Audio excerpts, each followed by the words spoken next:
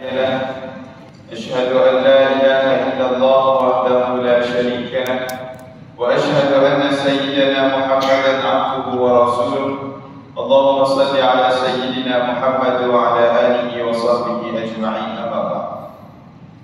Tamunya yang saya muliakan kepada pengerusi ahli jawatan kuasa, barisan imam, bilal, mereka yang membantu dalam pengurusan dan juga pentadbiran Masjid Bukit Indah, seterusnya semua muslimin muslimat, hadirin hadirat yang dirahmati Allah sekalian. Pertama dan selamanya, mari sama-sama kita tingkatkan kesyukuran kita kepada Allah Subhanahu wa taala atas segala nikmat, atas segala pemberian, atas segala rezeki yang Allah berikan kepada kita. Mudah-mudahan semua nikmat ini semakin mendekatkan diri kita dengan Allah Subhanahu wa taala. Allahumma amin. Kita juga telah memasuki tahun yang baru, tahun 2024, tahun Masihi. Dan kita juga telah memasuki bulan yang baru, bulan Rajab, bulan Hijri. Jadi dua-dua dia ada saling menguatkan antara satu sama lain. Masuk tahun baru, Nabi sebut dalam hadis, khairukum man qala umruhu wa husnu amal. Sebaik-baik kamu ketika mana Allah memanjangkan umur dan usia kamu, maka semakin bertambah baik amalan dan ibadah kamu. Jadi masuk tahun baru 2024, seharusnya atau kelazimannya akan menambahkan umur kita. Walaupun ada dalam kalangan kita tak setuju, saya tak guna kalender Masihi, kalender kafir lah apalah. Mungkin ada yang berpandangan begitu kan. Tapi dia tetap tak boleh menafikan umur dia meningkat bila masuk tahun baru. Dia tak boleh saya umur tahun lepas. Selagi tak masuk bulan Muharram, umur saya tahun lepas. Tak boleh. Dia tetap akan meningkat. Itu practicality dalam negara, bahkan dalam dunia. Jadi selari dengan penambahan umur, mestilah berlaku juga penambahan pada amalan dan juga ibadah. Begitu juga bulan Rajab. Walaupun kadang-kadang bila sebut tentang Rajab, ramai yang cuba menafikan Rajab ni bulan yang biasa je, tak ada kelebihan, tak ada keistimewaan. Ya, jangan kita nak menganggap Rajab ni bulan yang lebih daripada bulan-bulan yang lain. Ini tak betul. Kenyataan ini tak betul dan bercanggah dengan Quran. Kerana Quran sebut terang-terang dalam Quran, surah At-Taubah ayat 36. Iddatasyuhuri 'indallahi 12 syahr fi kitabillah yawma khalaqas samawati wal ardh minha arba'atun hurum. Allah berfirman, sesungguhnya di sisi Allah itu ada 12 jenis bulan fi kitabillah yang ada dalam Quran, yang ada dalam Islam. Yawma khalaqas samawati wal ardh, kewujudan bulan ini wujud ketika mana penciptaan langit dan bumi. Minha arba'atun hurum, dari 12 bulan itu ada 4 bulan yang dikenali sebagai bulan hurum atau bulan-bulan haram. Al-Quran tidak memerincikan apakah bulan-bulan tersebut. Tapi ada satu hadis sahih yang menceritakan bulan-bulan haram salatatu mutawaliyah, 3 bulan yang berturut-turut. Zulqa'dah wa Zulhijjah wa Muharram, iaitu bulan Zulqa'dah, bulan Zulhijjah, bulan Muharram. Wa Rajabul Mudhar baina Jumadah wa Sya'ban, dan satu bulan yang terasing iaitu bulan Rajab yang berada di antara bulan Jamad, iaitu Jamadil Akhir dan juga Sya'ban. Jadi 4 bulan ini dikenali sebagai bulan-bulan haram. Salah satunya bulan Rajab. Dekat situ dah ada dah spesifikasi kepada bulan Rajab, iaitu bulan haram. Kemudian Allah menceritakan kelebihan bulan haram pada sambungan ayat tersebut. Dzalikan dinul qayyim fala tazlimu fihinna anfusakum. Inilah agama Islam yang lurus. Jangan kamu zalimi diri kamu pada bulan-bulan haram ini. Para ulama mensyarahkan atau mentafsirkan, ada yang disebut tafsir Ibn Katsir, ada yang disebut tafsir Munir, bahawa kezaliman yang disebut dalam ayat ini merujuk kepada setiap kejahatan, setiap kezaliman, setiap kemungkaran yang dilakukan pada bulan-bulan haram, antaranya bulan Rajab. Dosa yang dia dapat berlipat kali ganda berbanding ketika mana ia dilakukan pada bulan-bulan yang lain. Sama dan juga dengan setiap amalan, setiap ibadah, setiap kebaikan, kebajikan yang kita buat pada bulan-bulan haram, pahala yang kita dapat dilipat kali gandakan berbanding ketika mana dia dilakukan pada bulan-bulan ini. Ini jelas menunjukkan bahawa Rejab istimewa. Bulan Rejab ada kelebihan. Apa kelebihannya? Penggandaan pahala bagi setiap amalan yang kita lakukan. 2 rakaat salat sunat yang kita buat dalam bulan Rejab, iaitu bulan Haram, dengan 2 rakaat salat sunat yang kita buat pada bulan yang bukan bulan Haram dan bukan bulan Ramadan. Ramadan dia lebih lagi daripada bulan Haram. Kita bandingkan Rejab dengan Sya'ban contoh. Salat sunat 2 rakaat Rejab dengan salat sunat 2 rakaat Sya'ban. Ada perbezaan? Tak ada. Perbezaan antara bulan itu ada perbezaan. Satu bulan biasa, satu bulan haram. Kalau buat salat itu contoh dapat 20 pahala contohnya buat pada bulan Sya'ban.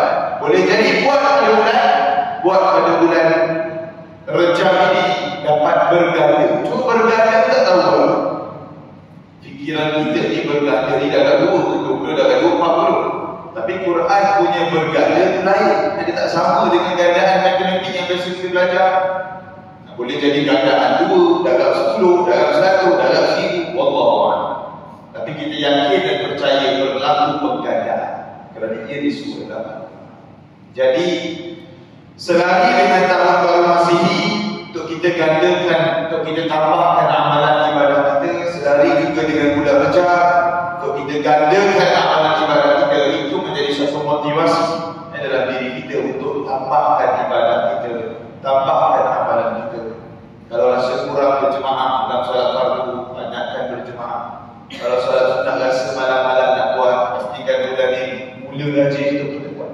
Datangnya doa Allahumma barik lana fi Rajab wa Sya'ban wa ballighna Ramadan. Sebenarnya doa ni fokus dia pada Ramadan, fokus utama dia pada Ramadan. Tapi kenapa disebut Rejab dan Sya'ban? Berkatilah kami pada Rejab dan Sya'ban kerana kita memohon keberkatan. Keberkatan ini banyak maksud. Dipanjangkan umur, diberi kesihatan yang baik, memberi kekuatan untuk amalan pada Rejab dan Sya'ban. Tapi fokus utama adalah Ramadan. Itu fokus utama. Jadi sebab itulah para ulama menyarankan jadikan bulan Rejab dan Sya'ban bulan training, bulan latihan. Kan? Kalau rasa jarang berpuasa, dah kena mula latih diri berpuasa. Kalau last kita puasa tak Ramadan tahun lepas contoh, setahun kan? Bila diri kita ni tak rajin berpuasa sunat, dan bila masuk Ramadan, badan kita dia akan culture shock, dia akan kejutan budaya. Kita dah sahur dah pukul 5 pagi, 8.30 pagi, 9 pagi, dia akan berbunyi lah terus minta nasi lemak yang biasa kita makan hari ni. Satu tengah hari bunyi dah minta nasi kandar yang biasa kita makan tengah hari. Timing tu dah terlalu biasa, jadi perut kita pun dah detect lah. Jadi bila dah biasa berpuasa, perut kita akan terbiasa dengan keadaan tersebut. Jadi sebab itulah latihan training ini amat penting. Masuk Ramadan kita nak kulur sejuzuk sehari. Jadi daripada sekarang dah kita mula baca dah 2 muka sehari, 3 muka sehari. Jadi gunakan ruang yang ada ini, ruangan yang ada ini untuk kekal bersemangat dalam kita nak menambahkan amalan kita selari dengan masuk tahun baru, dan minggu lalu juga masuknya bulan baru, bulan Rejab. Ini baru permulaan. Lepas ni kita ada bulan Sya'ban dan akhirnya bulan Ramadan. Baru masuk bulan Sya'ban dan baru masuk bulan Rejab dah keluar lalu raya. Belum apa-apa lagi dah keluar lalu raya. Punya semangat. Aidil Fitri tu menjangkaui semua benda. Jadi nak bagi tahu, semangat raya tu tinggi, semangat Ramadan tak berapa nak tinggi sangat. Jadi kita nak kena tukar sikit. Biar semangat Aidil Fitri ditukar kepada dekat Ramadan. Kan? Sebab itulah saya respect betul. Dan orang yang mampu ambil cuti untuk 10 malam terakhir Ramadan. Kalau kerja bahagian swasta ni kita akan mandatory leave, mandate kita bagi. Kan? Ada setengah pekerja ni kan, nampak ibadah ni biasa-biasa je kan, kadang-kadang datang masjid, kadang-kadang datang masjid, tapi mandatory leave dia ambil untuk 10 malam yang terakhir. Ini hebat. Kebiasaannya orang ambil mandatory leave, cuti seminggu dalam setahun. Ini memang wajib untuk diambil di swasta lah, secara khususnya. Biasanya ambil 2 tahun nak berjalan family kan, jalan-jalan baby stress dan sebagainya. tapi dia gunakan cuti itu untuk ibadah. Ini satu orang yang amat hebat. Ini antara benda yang mungkin kita boleh buat penambahbaikan. Contoh 10 malam terakhir, tak nak ada gangguan kerja, tak ada. Aku nak fokus untuk ibadah amalan yang sebenarnya. Hebat orang-orang yang berdiri, tak semua. Tapi kadang-kadang biasa je tengok, tapi dia mampu untuk mengambil cuti untuk beribadah. 10 malam terakhir target nak iktikaf kat mana-mana masjid. Hebat. Dah boleh letak ke azam mana? Kan aku nak solat kat mana, kayak modal aku nanti nak buat kat mana. Kalau malam nak letak satu masjid, target beberapa masjid yang ada. Yang ada tengah orang mungkin dia bosan satu masjid. Yang dia suka merantau. Jadi kita pulang. Asalkan kita hidupkan diri kita dengan amalan dan jadi itu secara mukadimah. Kita masuk perbincangan kita, iaitu masih lagi dalam ayat yang ke-7. Ayat yang ke-7 surah Fatihah. Kita dalam perbincangan tentang ciri-ciri orang-orang Yahudi. Kan, ciri orang Yahudi. Bila kita baca surah Fatihah ayat ke-7, siratal ladzina an'amta 'alaihim ghairil maghdubi 'alaihim waladdallin, Allah menceritakan tentang 3 golongan. Golongan yang pertama adalah golongan beriman, kan? Golongan yang Allah beri nikmat kepada mereka. Golongan beriman ini umumnya disebut dalam ayat minal nabiyyin was-siddiqin wasyuhada was-shalihin. Itu secara umum. Golongan yang Allah bagi nikmat itu 4 golongan. Golongan para nabi, para siddiqin, iaitu yang para pencipta kebenaran ataupun para wali, syuhada dan juga orang-orang saleh. Kemudian ciri-cirinya diceritakan dalam 5 ayat pertama surah Al-Imran, surah Al-Baqarah. Kan ayat yang 7 Fatihah, lepasnya surah Baqarah kan. Alif lam mim dzalikal kitabu la raiba fihi kan. Jadi 5 ayat pertama surah Al-Baqarah itu sebenarnya menceritakan 9 ciri-ciri orang-orang beriman. Jadi pecahan ada 2, satu golongan, 4 golongan, satu lagi ciri-ciri, 9 ciri yang disebut dalam surah Al-Baqarah yang telah kita bincang sebelum ini. Kemudian datang golongan yang kedua, al-maghdub, iaitu golongan yang dimurkai oleh Allah. Kemudian datang golongan yang ketiga, ad-dallin, iaitu golongan yang sesat.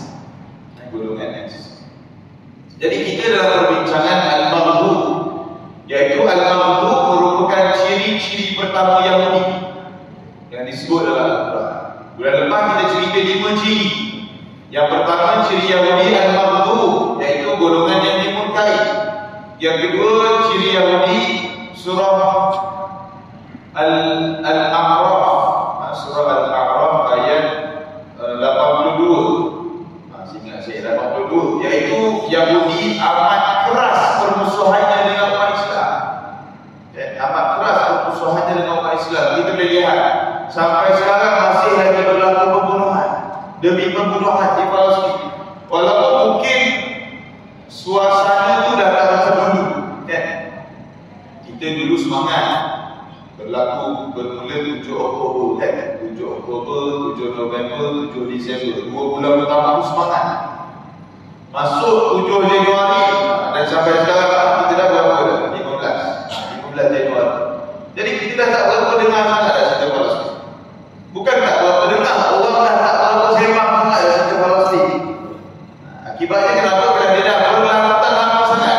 Orang dah mula jemu, orang dah mula bosan, acuh tak acuh. Kadang-kadang dia tanya lagi, Palestin tengah perang lagi ke? Dia tengah tanya, kan? Sedangkan peperangan tak pernah berakhir. Jadi nak bagi tahu inilah sebenarnya tempoh yang paling lama sebenarnya berlaku peperangan antara Hamas dan juga Palestin. Dan juga baru-baru ini orang diklaim perang kepada Yaman pula. Ya. Yaman pula orang diklaim perang. Siapa diklaim perang? Kenapa antara semua negara orang diklaim perang kepada Yaman? Israel, UK, US. Kemudian ada juga negara-negara yang mampu antara yang Bahrain. Macam tak punya tali baru dengan Arab sendiri pun dia boleh serang.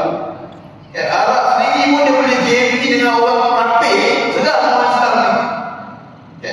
Apa sentimen yang dimainkan? Apa sentimen yang dimainkan bila nak serang Yaman? Sentimen Syiah. Sebab yang sedang memerintah negara Yaman waktu ini adalah Syiah Houthi. Jadi kita boleh lihat sebenarnya perancangan yang memusnah dibuat percaturan oleh orang-orang Arab dan juga Israel. Kita boleh tengok satu demi satu negara-negara yang hancur, negara Arab yang hancur. Kita boleh tengok perang Iran dan Iraq. Kenapa? Bila masa mula perang Iran dan Iraq? Bila berlaku revolusi Iran. Revolusi Iran dia bila berlaku, mereka punya negara republik yang Islam. Dia bukan republik yang biasa, tetapi republik Islam. Amalkan sistem syura dan sebagainya. Jadi Barat merasa terganggu dengan revolusi Iran. Dia tak boleh terima kalau ada negara-negara Arab, negara-negara Islam yang lebih mula menyaingi dia. Jadi sentimen yang dimainkan pada waktu itu apa dia? Sentimen Syiah. Perang Irak dengan Iran sentimen Syiah. Apa yang berlaku hari ini? Dua-dua negara hancur, dua-dua negara tak boleh membangun. Siapa yang untung? Siapa yang kemudahan? Amerika yang kemudahan. Dia yang ambil, dia yang tahu keuntungan ekonomi dan sebagainya. Satu persatu Syria, Mesir, Lebanon, Libya, dan kebanyakan negara-negara yang dihancurkan ini adalah negara-negara yang latah dalam Israel. Muammar Gaddafi contohnya. Dia memanglah diktator dengan rakyat dia. Dia ni pelik sikit. Dia ni memanglah zalim dengan rakyat dia, tapi dia tak boleh terima penindasan yang berlaku dekat Palestin. Dia latah dengan Israel. Jadi pemimpin-pemimpin beginilah yang mengancam kedudukan Amerika dan seterusnya, termasuklah Israel.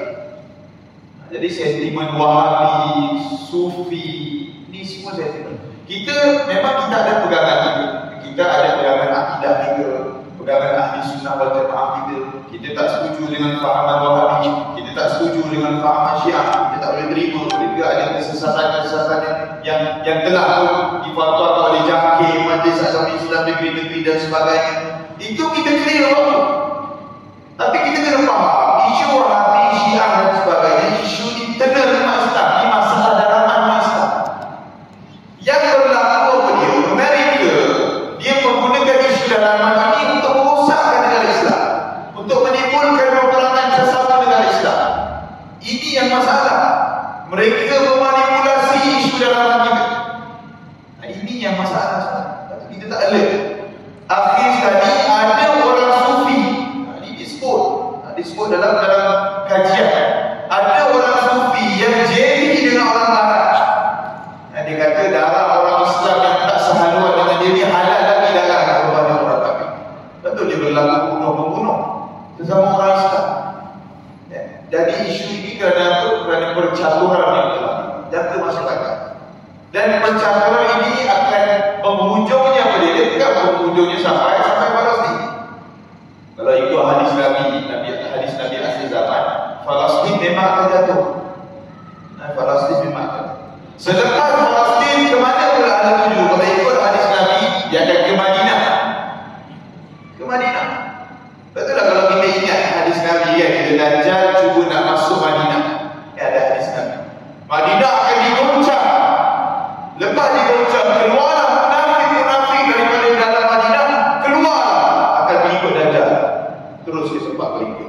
Datang mana munafik-munafik? Inilah tadi baru.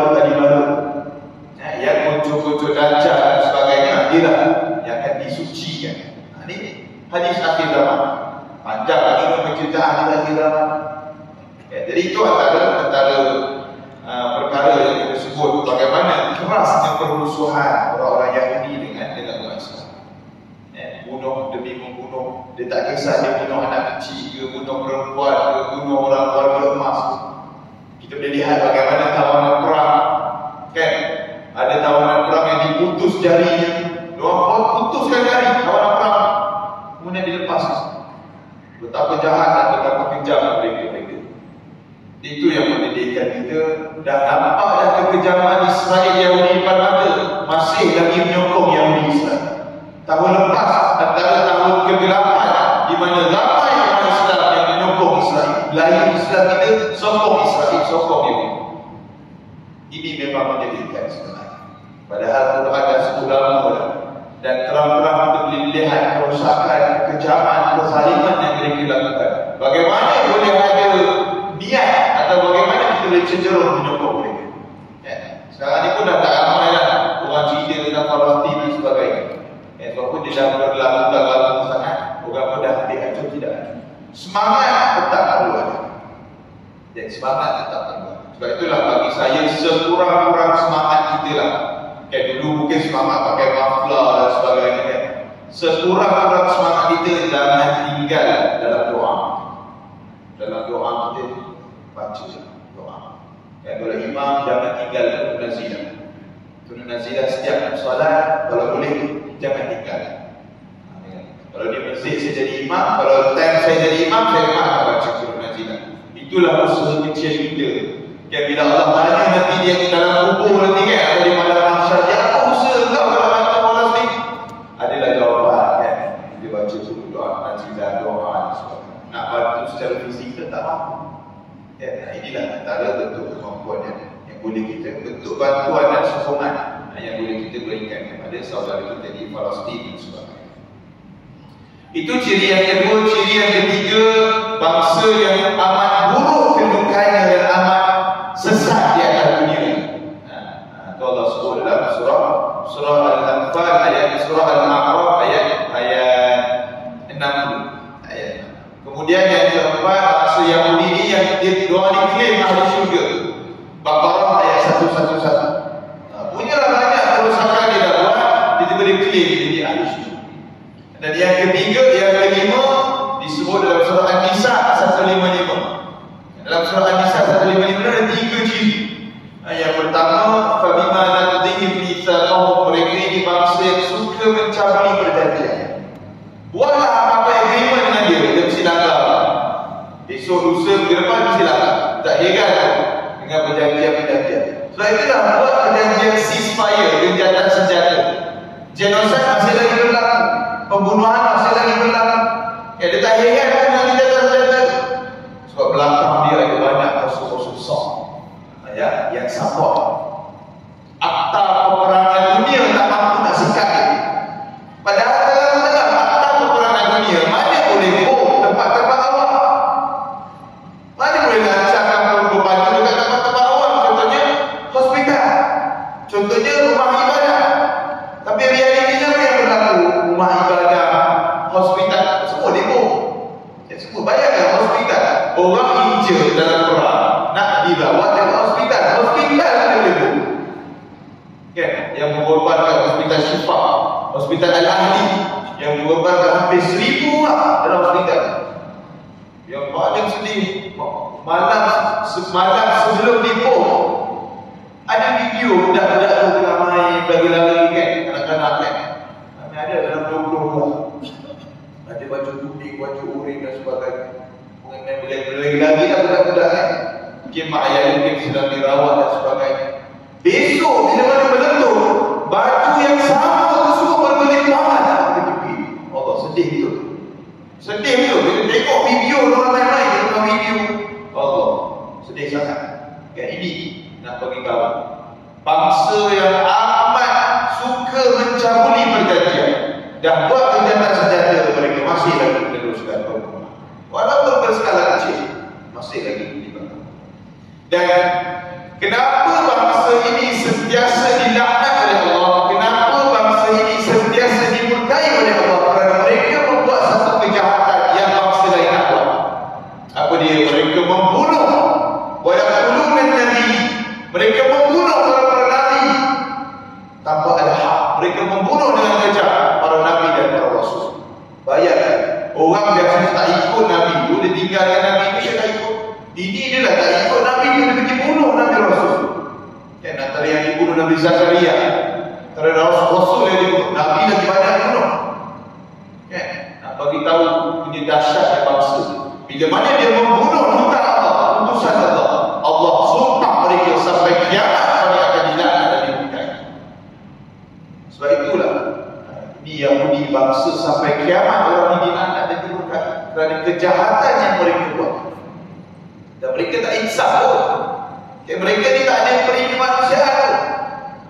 Ketika mana berlaku pembunuhan dan pembunuhan anak-anak di Palestin, jurnalis ditanya kepada menteri dia pun. Menteri dia tu ataupun someone yang ada authority lah dalam Israel. Jadi dia ditanya, kenapa kau bunuh budak-budak dekat Palestin? Apa dia jawab? Dia kata budak-budak ni sebenarnya those children are not innocent. Budak-budak ni bukan budak-budak tak bersalah. Budak-budak ni besar nanti dia akan bunuh kita balik. So sebelum dia besar, kita bunuh dia. Macam tu jawapan. Gila dahsyat dia jawab. Okay. Ini bangsa-bangsa yang tak ada ampun nak buat kata. Okay. Ini satu-satunya disebut oleh Syekh Yusuf Al-Qaradawi.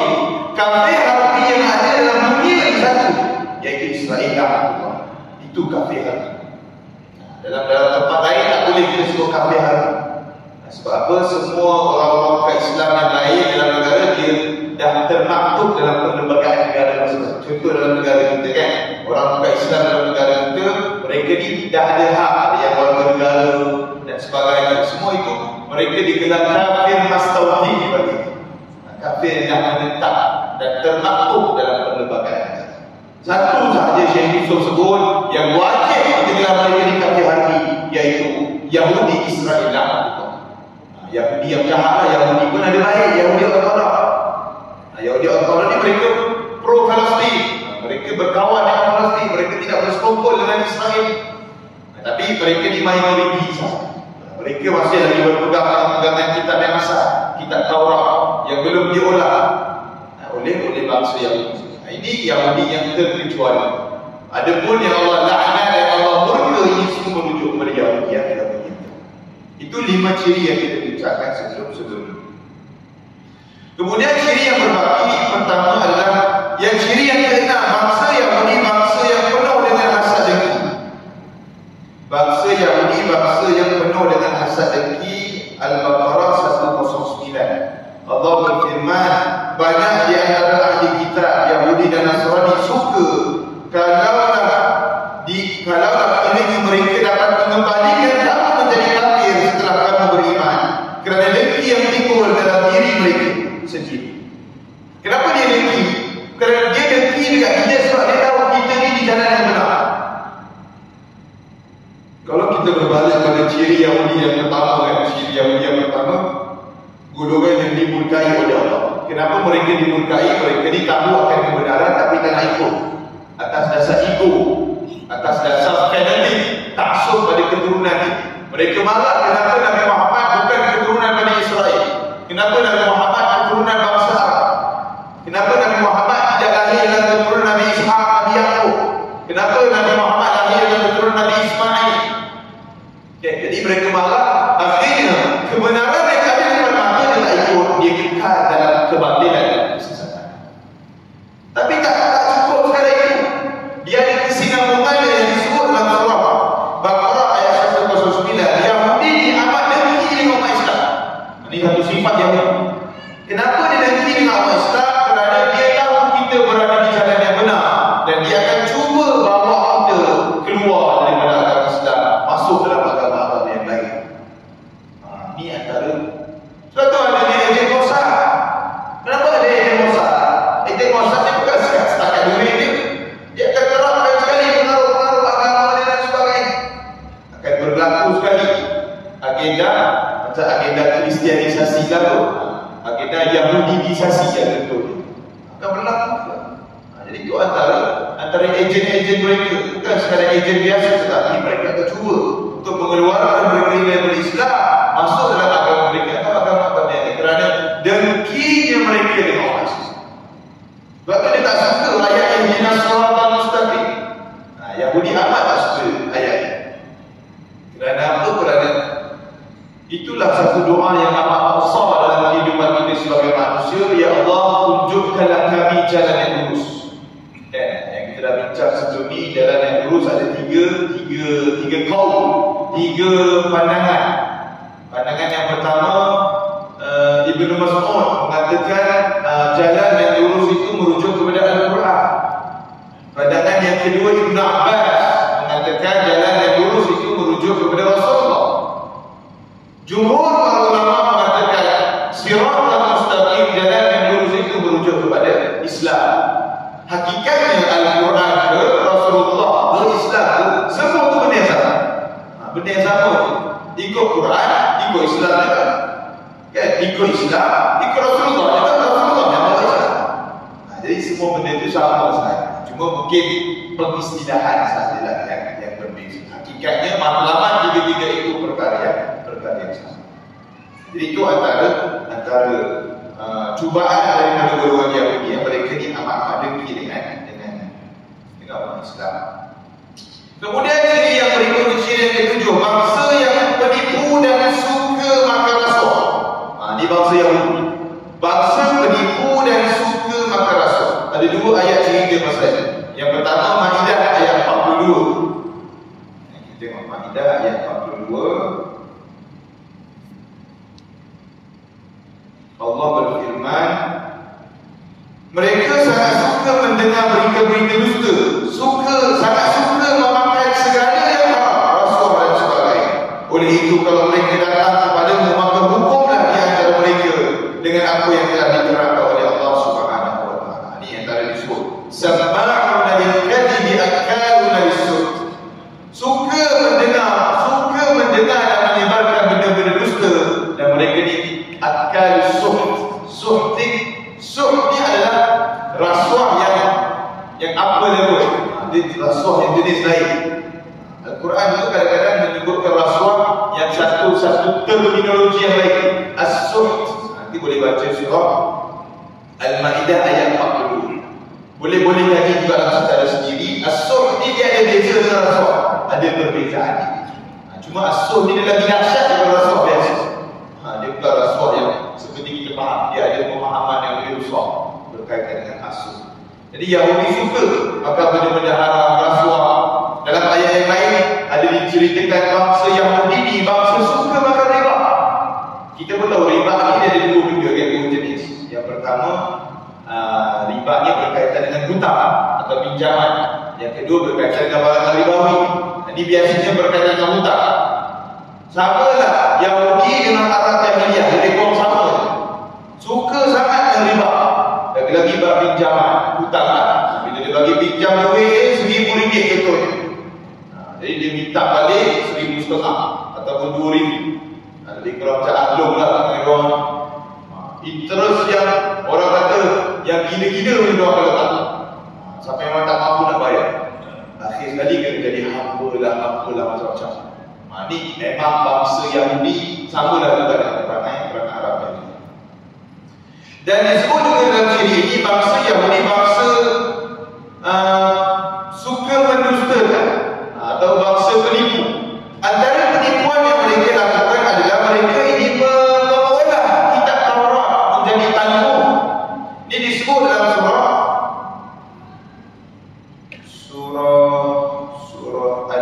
surah An-Nisa ayat 46. Oh, tadi itu Al-Ma'idah 42. Yang ini An-Nisa ayat 46. Di mana Allah berfirman, di antara orang-orang Yahudi ada yang mengubah atau menukarkan di kalam Allah, yaitu isi kitab Taurat dari tempat dan maksudnya yang sebenar. Dan mereka akan berkata kepada Nabi Muhammad SAW, kami dengar sedang mereka berkata dalam hati mereka, kami tidak akan menurut. Kita ni sebagai umat Islam, kita ada satu trademark atau satu slogan, iaitu sami'na wa ata'na. Kan disebut dalam surah Al-Baqarah ayat hujung sekali kan. Sami'na wa ata'na ghufranaka rabbana wa ilaikal masir. Kita ni dengar dan kita akan taat. Begitu juga Yahudi, dia ada satu trademark juga. Dia beza sikit. Dia sami'na wa ata'na. Kami dengar dan kami takkan taat. Kami dengar tapi akan taat. Itu trademark. Dan dia disebut dalam Quran. Banyak juga ayat, bukan ayat ini sahaja, banyak lagi ayat. Poin pertama dalam ayat ini nak ceritakan antara penipuan terbesar yang dibuat dalam bangsa ni adalah mereka mengolah kitab Taurat menjadi Talmud. Sebab itulah kalau kitab Taurat yang asal lebih banyak persamaan dengan Quran. Banyak persamaan, menyembah Tuhan yang satu. Ini benda basic. Menyembelih dengan nama Allah, benda basic. Tidak zina, tidak minum arak. Semua lebih kurang sama dengan Al-Quran. Ciri-ciri Nabi akhir zaman. Sebab itu jadi sebut dalam kitab Taurat. Jadi dengan tangan mereka Yahudi jahat ini, mereka mengolah, mereka menukar semua yang dia rasa siap pada tukar. Sebab itulah mereka bertukar apa penambahan mereka.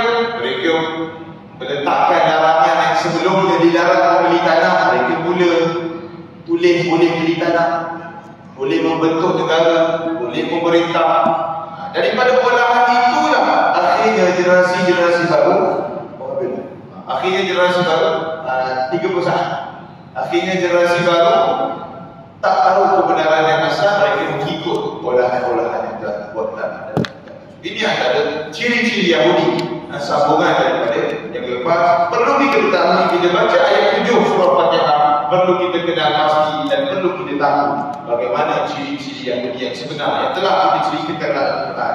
Mudah-mudahan kita ambil pengajaran, pedoman agar kita menjadikan ayat-ayat ini sebagai satu pengajaran dalam diri kita untuk kekal membenci, melaknat, mendoakan kehancuran untuk Yahudi-Yahudi yang jahat ini, dan kekalkan hati kita untuk mendoakan saudara kita di Palestin. Aku dulu di hadza wa astaghfirullahal azim wa lakum.